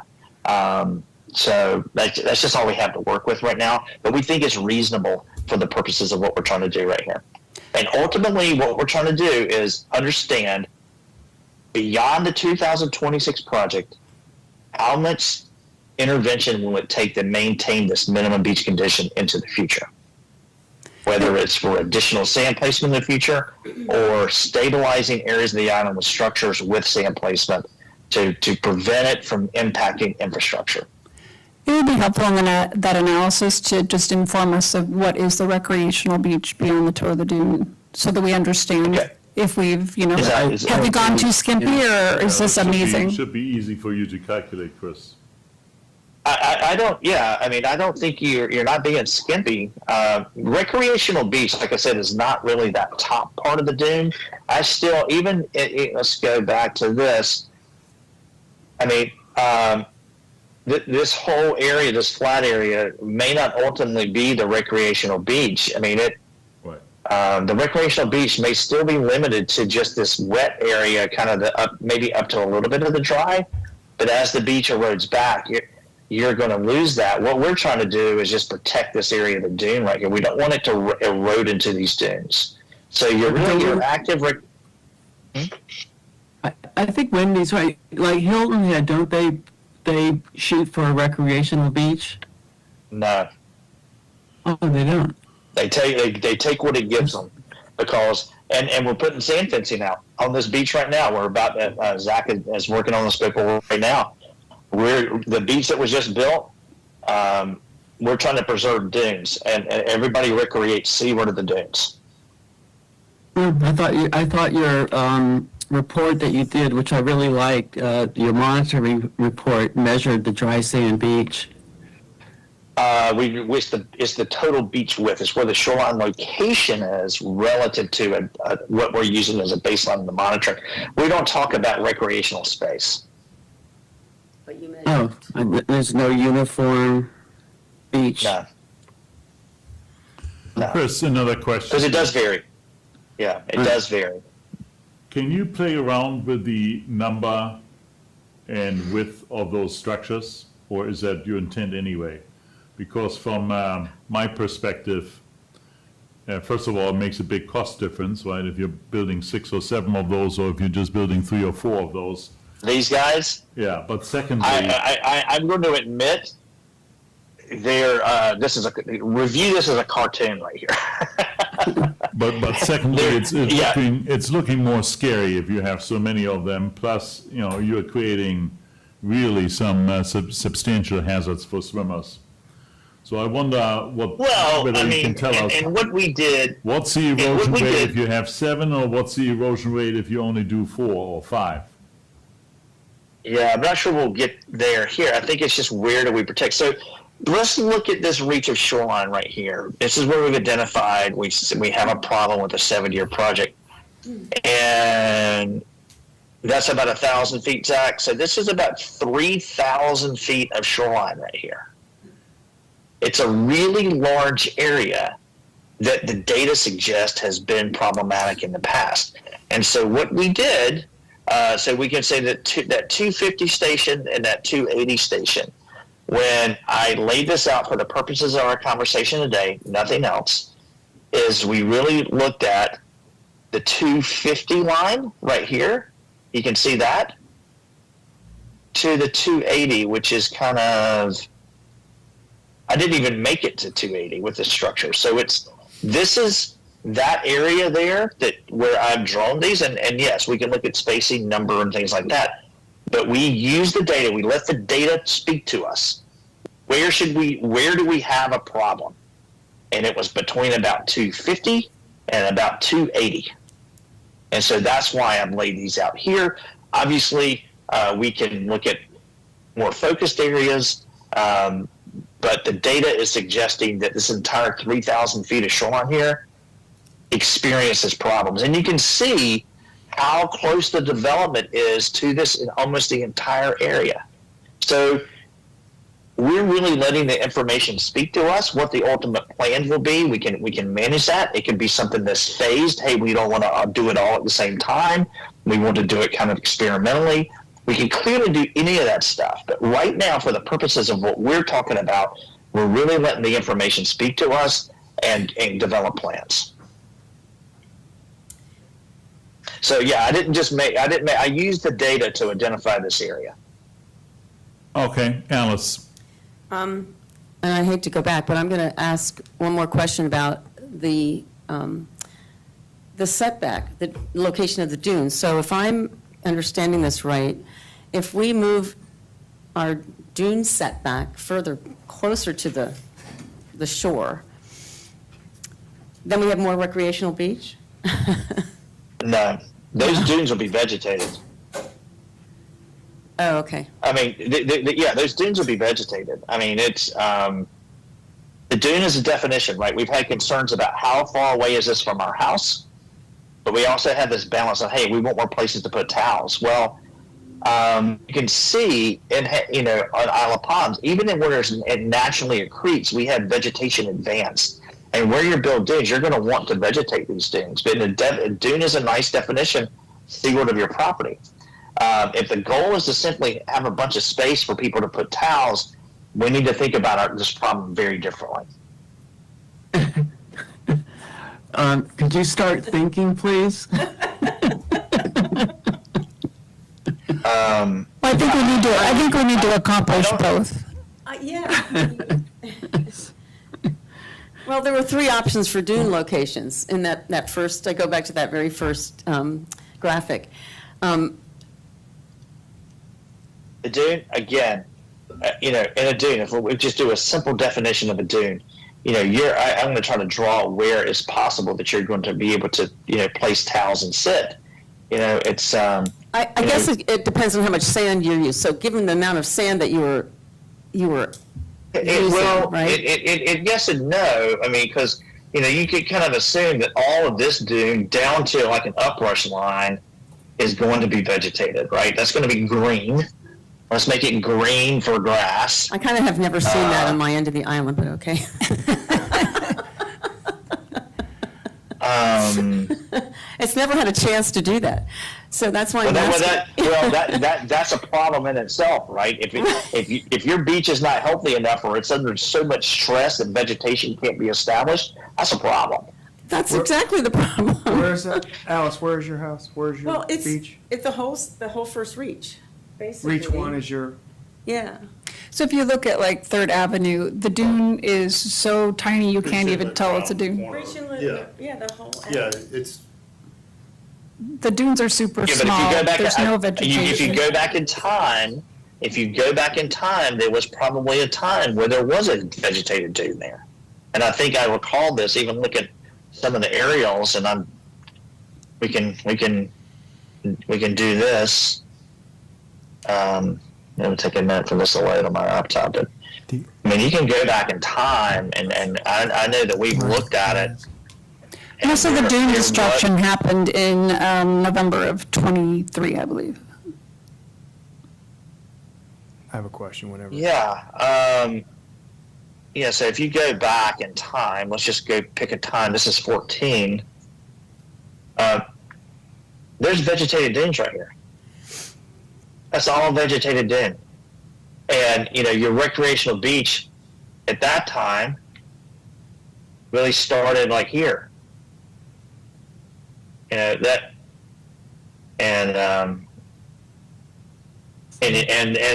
so what we're trying to, what that graphic says in section, that vegetated dune, the dune part by definition, the primary dune by definition, is probably like right in here. It's landward of that red line. That's what, yeah. And that's the dune. You reestablish that dune, then you move on to the sand beach. But you can see, even in what would be considered healthy conditions, at high tide, we're getting uprush right to the base of the dune. And that's just kind of the way these beaches function in South Carolina. I mean, to have a big, wide sand beach like this everywhere is going to be hard. You're probably going to have to do that with Roundup. Like spraying the dunes, and we've got examples in South Carolina where that happens. But like here, the primary dune is probably back in this area. It is a little wider. That's probably because there's been some accretion recently here, and you can see there is a little more offset from the base of the dune out to where the water line rushed up to. Where's that area that you're just pointing at right now? It's north of First. here. Yeah, no, that's Yeah. way the heck Furthest out. one from I it. mean, I've been on the island for 30-plus years, and so I'm sure there was times when there were more, it's been years, though, since a decade? I don't know. It's been a long time since we've had, All right, Douglas is next. but anyway. Okay. So, Chris, if,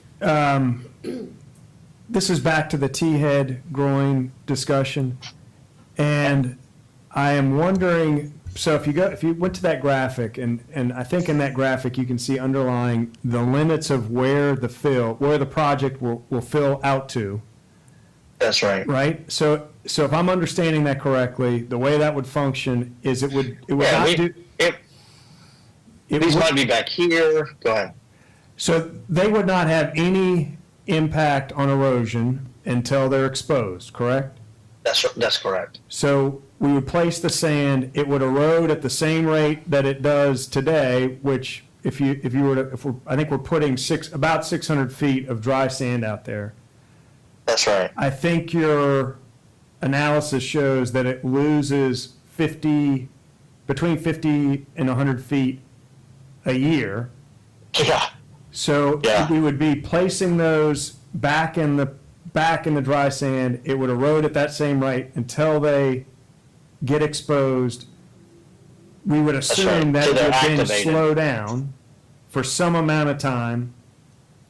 But once it's on the backside, it would go back to the normal rate of erosion, would it? And they'd be kind of floating out there in the ocean, not having much. Once they become exposed, then we would ideally the sand loss would stop at these locations, and there would be loss on the adjacent areas. So it would be important to get that next renourishment scheduled.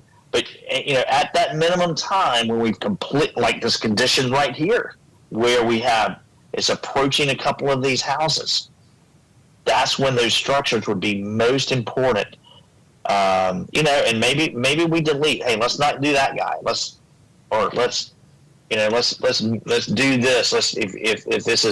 Let's really focus on an area that we think is most like where these houses are closest. But gosh, we really have some vulnerable houses over here.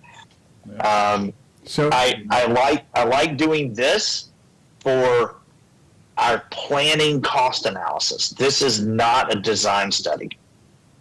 But, so I guess in that example, Chris, the project that we put out, it all goes away. So if that's, and I don't know the scale there, but if that's 600 feet of sand, all of the first 300 feet leaves at the same rate that it does before the project ever happens. So that's kind of right. half of the sand gone Pretty quickly. and then you're back to this place. And I guess my second question would be, do we have examples where these are being done in like open ocean, big waves, and just seeing the rate of erosion out there, it is hard for me to imagine that those big waves and, all of the turmoil that comes with a shoal coming onto shore, that they actually stop the erosion, that the waves hitting in between those groins and that 180 feet wouldn't just instantly kind of scour it out and I could see that would be slow, but I guess it's hard to believe that it would stop at the edges of those groins. Well, we would hope that it would. We would design them with that specific purpose. There's another example in the open ocean in Miami. It's a little bit different, but I do like to use it as an example. It's called the 32nd Street Breakwaters. And Where are they? does that area have the energy that we have at similar energy?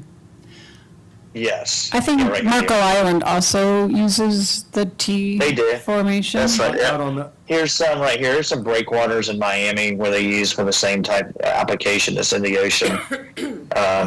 Wendy, you're right. There is on the south end of Marco Island. Our friends Brett Moore and Ken Humiston did those. See if I can find them. This is Marco, right? Yep, right here they are. They're a little bit farther offshore. But see, they've used a combination of these breakwaters and this terminal groin here also. so Chris, in that example where those breakwaters, and I'm just going to guess that that's 300 feet offshore, 400 feet offshore. It's pretty far offshore. I'm not sure I'd do this. Are but, they functioning? I mean, that looks to me like it's got even a cut in the inlet behind it. Yeah, they're pretty far offshore. I'm not sure I would have done it that way, but anyway.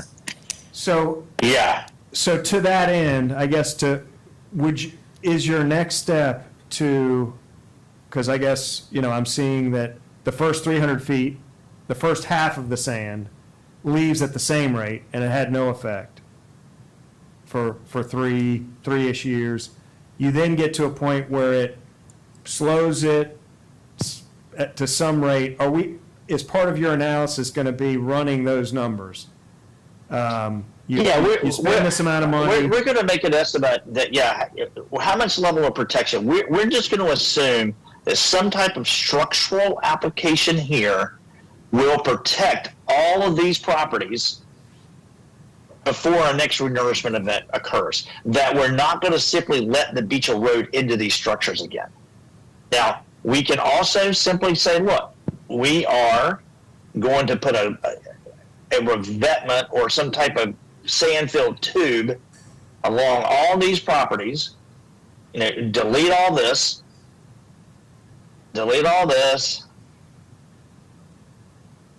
we got this big sand-filled tube here. Let's make it nice and big. And let's make it nice and big. And this is what I was asked. This is one of the options, right? We just bury that tube and we'll just let the beach do this is one of the options. So bury the tube inside the beach And when the beach completely erodes away, you've got nothing but a tube there until the next renourishment. Yeah, I don't think we want that. And that's just to protect the.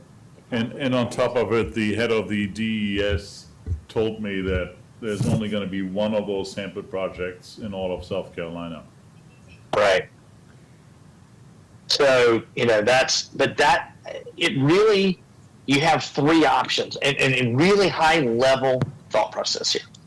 You can try to manage it with sand only, which you've been doing up until this point, unsuccessfully everywhere. You can go with a tube like this if you can get it permitted. Don't know if we can do that. So that you continue to manage it with sand, but you prevent infrastructure from being impacted. And then lastly, some type of structural application to control the amount of sand loss, whether it's a groin or a breakwater. And those are really your only two tools that you have. Oops, I'm doing something bad here, but those are really your only tools that you have for trying to protect this infrastructure. Now, are there periods of time when you can't pass? I think there's probably a better chance with these structures than without, because we've seen examples, particularly here, where this structure is sitting in the water and there is no way to walk past it. Yeah, it's very serious. Chris, last question. If you could just send us this, your slides, and would like to put them on the website, just so people have access to it. I'm going to try to make this structure, I'm going to try to make these groins not look so scary before I do that. Yeah, you can paint them pink. All right. Okay. Thank you. Chris, as we are coming to close with this section, because we need to move on now with our agenda, give us an idea of the timing for your next steps. When will you be ready to discuss this with us again? When do you guys meet again? Typically in 4 weeks, but I was gonna ask the committee whether we can change that, but it's about 4 weeks, could be 3 or 5. If you could give us 6 weeks to the next one, I think we would have and maybe during that 6-week period, we can meet at Hilton Head. Okay. That's not a bad idea. Okay. Zach, what do you think about that? Yeah, I agree. That's a good idea. I think it'd be really good to get out there and be all be able to, like Chris said, stand on the beach and see it together and really see what this looks like in person. Okay. With that, Chris and team, thank you very much. Appreciate it. We You're will welcome. communicate Do you to want- others when we're going to meet again and invite you back. Whether it's going to be 6 weeks or 4, we will let you know. Okay. I was looking at your agenda. Do you want us to stick on, or at least one of us stay on for your next conversation about the content of the monitoring report? No, we don't, because we're going to skip that topic because Okay. John wants to present it in person and he is online, he's not in person. Okay. All right, Perfect. so you guys are released. Thank you very Thank you, much. Zach. Thank you, Okay. Chris. Happy 4th. Everybody have a great weekend. Thank you all. Yeah, bye-bye. Thank you. Thanks. Bye-bye. Bye, guys. Okay. So we had one more agenda item, and that was to look at changing the monitoring report. Oh, yeah. But John requested that he do that in person and not over the phone, so we're going to put it on the agenda for the next meeting. That brings us to number 5, old business. Just a quick update on the beach renourishment project. Yeah. There was obviously a major meeting at City Council where Steve Trainum presented. Can you summarize for Yes. all the committee what was discovered? Yeah, so that was a good meeting, I guess, at the highest level. City, CSC, Marinex, Wild Dunes Community Association are having weekly meetings, getting kind of the nuts and bolts together in terms of how they're going to mobilize, exactly where they're going to mobilize, where they're going to store equipment. Still trying to work out a lot of those details, kind of, I guess, pertinent to this group and the general public. The most recent schedule they have presented has them actually, I think, the first sand arriving very middle of July now, kind of, 17th. yes, it's slid, kind of keeps sliding a bit, not a tremendous amount, but it's kind of a week at a time. It seems like every few weeks, it's a week later. But everybody's working very well together. We have had a series of meetings with the regulatory agencies. They're very clued in and keen to watch the progress, and we wanted to be sure from the onset that we were doing things according to their program, their permit, their conditions. So that planning is all going well. I think that they have indicated that the pipe, we will start to see mobilization really as early as next week. I think that the first stages of the pipe being anchored out at the Barrow site offshore. So with binoculars and looking out to the sea, you will start to see some of their operation in the next week. So generally going very well, but there's a lot of details to be worked through and resolved, but everybody's working very well together. Doug, one of the things that came up in the Wild Dunes Beach Committee meeting was the concern of what people should be preparing for, particularly in Beachwood East and to some lesser degree at Ocean Club, where I believe the contractor is putting extra sand on the beach for then the people to backfill between their houses because they're staying 20 yards away from the houses. Do we actually need every single individual to get a permit to do this work? We do, yeah. That is one part that the environmental agencies have made crystal clear, and they're relying on us to let them know that the only work that they have authorized under the permit is the city's work. So any additional contractor, any additional work that happens at the request of an owner has to have its own permit. Yeah, Ocean Club already has one, but none of the individual homeowners on Beachwood East have. Yes, so each one of those owners will need to get their own permit. It sounds daunting. I don't think in reality it should be as kind of daunting as it sounds, where it will not be like our permit that took a year to get. It should be kind of a 30-day, a request, a review, and then a permit issued. So, And Wild Dunes cannot request a permit for those 10 houses on Beachwood East. that is my understanding. Cannot. They cannot, that's correct. Okay. So I will just But say. your understanding is that there will be extra sand put there, and then those people should be asking eventually with the permit contractors to distribute that sand and put it under their houses and show up the That is dunes on the correct. back end, basically. That is correct. The program and the work that we do, and we've run this through the agencies, and they're agreeable to it, is that there will be excess sand placed in all of those obvious areas to allow people to do the work between their houses Okay. where they need. And since we are all interested that those dunes that we are building, staying a little bit around longer, the question of vegetation and fencing came up. Can you clarify for us here, how much of that is in the construction budget, the 20 million or so? And how much does the city have in addition to? So none of that is in the construction budget. I mean, Okay. the budget that there is, I believe it's $70,000. 75, you said in previous Yeah, meetings. there is some amount. I think we're a little anxious now that it's not enough for the city to do. That's not enough. Yeah. That estimate was based on very small plants and spaced, I think 24 inches on center.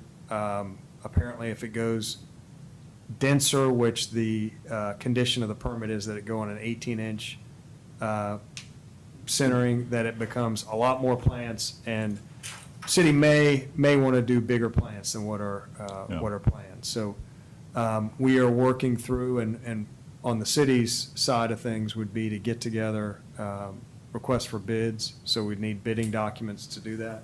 And that should happen after the dune is built, which happens after the beach is built. So this is probably October or so, at least in the north end. That's And then correct. November, Yeah. December in the south end. That's, And from our last meeting, we heard that the optimal planting time, I think, is actually October, November. That's correct. That's a good time. Yeah, yeah, that's kind So it of. would be good for our committee to get into this a little bit more in terms of what type of fencing, how much, and what kind of planting, how much, and what does this cost per square foot or for the whole entire project, right? Yes, So we should put that on the you want next to put that on the next agenda. agenda? Yeah, Yeah, maybe we could have a draft RFP with some graphics, or RFB for you all to consider. yeah, that would be very good. So can we cover the whole island instead of just Wild Dudes on that? Yes, and we would, yeah. Yeah, yeah, yeah. Last thing on the kind of update, this is a lot of what the city is getting and a lot of the coordination that's happening between the city and the community association is where will the equipment be in front of my house? That's the most common thing that we're getting. Joshua's been working with the contractors and the engineers on exact scheduling. He's developing a, it will become kind of, documentation of progress, but it will also be a predictive thing into the future. Joshua, are you able to let that kind of run through? And it's a timeline. So if you watch, it gives you the date and the area that you can zoom in kind of at a granular level, that will tell you if you're staying on 6th Avenue, you can expect the equipment to be in front of your house on X date. Putting a lot of guardrails in terms of not having people bank on it being down to the day in terms of accuracy, but this is the most common question we're getting. And we'll be pushing this information out to all of the managers, property managers, and residents, just so they know expectations of where the equipment will be on a given day. That's helpful. Yeah. How much excess sand is needed to help the properties get that 20 feet or whatever? And does it add up to a lot, or?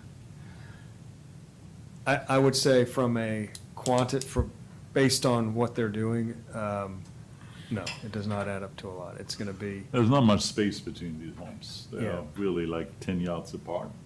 10 yards by, 3 or 4 feet deep. So it will kind of equate to,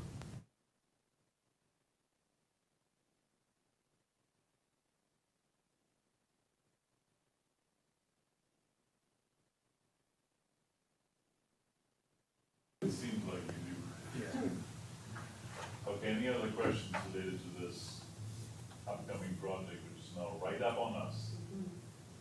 there will be sand on the beach by the time you'll meet again. It It'll will be be. happening. Will actually be happening. Well, let's talk about that next meeting then. Yep. I know that I'm not available at that date. That's why I was interested anyway to move it either a week earlier or a week later. And we just heard from Chris that he's requesting really 6 weeks.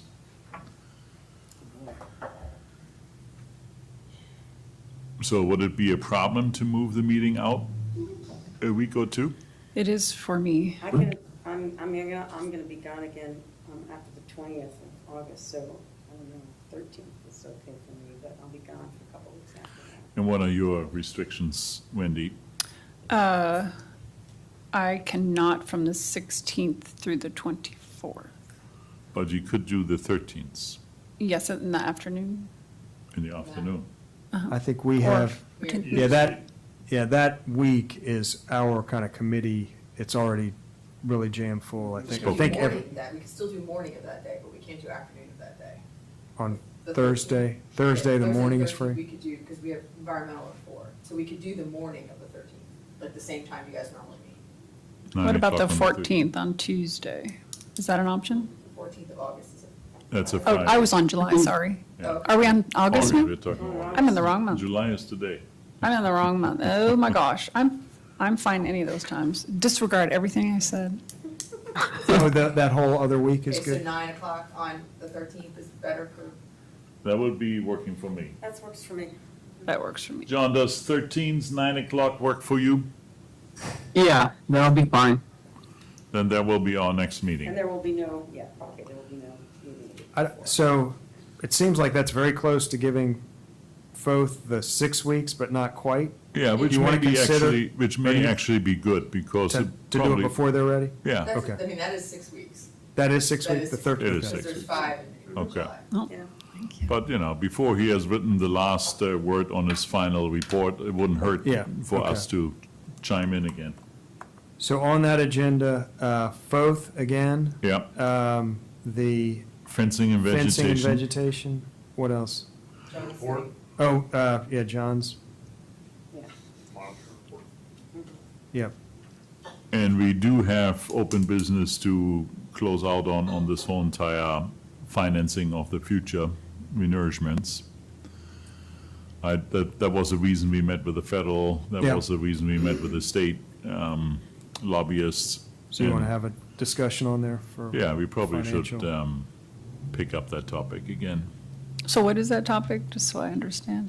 Financing all of the beach renourishments going forward. Wouldn't we need It that ranges FOF work from, in order to do that? It ranges from parking meters to federal or state funding. Okay. But remember that the biggest. Sources, Sources, yeah. not needs, gotcha. The biggest open topics with the biggest money were federal and state, and that's why we had the lobbyists come in. Sources, I gotcha. I thought we were talking needs. I'm like, don't we need FOF for that? I'm Good with you. morning, you may be too late, we're about to close our meeting. Hey, so, Mark, Yes, what about a field trip, target date? yes.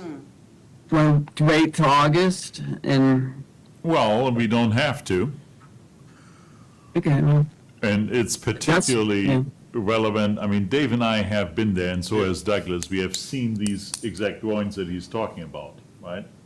So my Okay. desire to go down there is not exactly as strong as yours. I don't mind a 2-hour trip to Hilton Head. Alice Right. probably is interested. Sure. John is dying to go. Wendy is dying to go.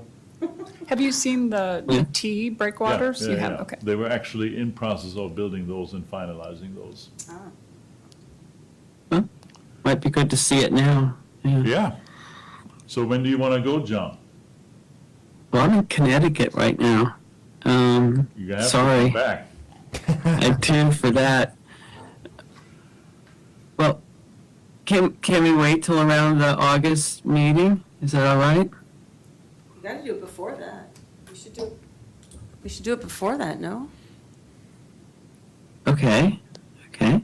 Well, All right. then, We're gonna take this offline. This is taking too long. John. okay, We're fair gonna enough. take this Yep. offline amongst our committee members. We're gonna get back to Douglas a date that would work, or maybe even 2, and then we run it by Mm-hmm. Chris Creed. Okay, very good. I mean, he probably needs to be there, or at least one of his guys. Because, Definitely, yeah, yeah. okay, any other business? Then we are closing the meeting at exactly 11:02. Motion to adjourn and second? Second? Second. All in favor? I Aye. Aye. All right, thank you very much, everybody. Yeah.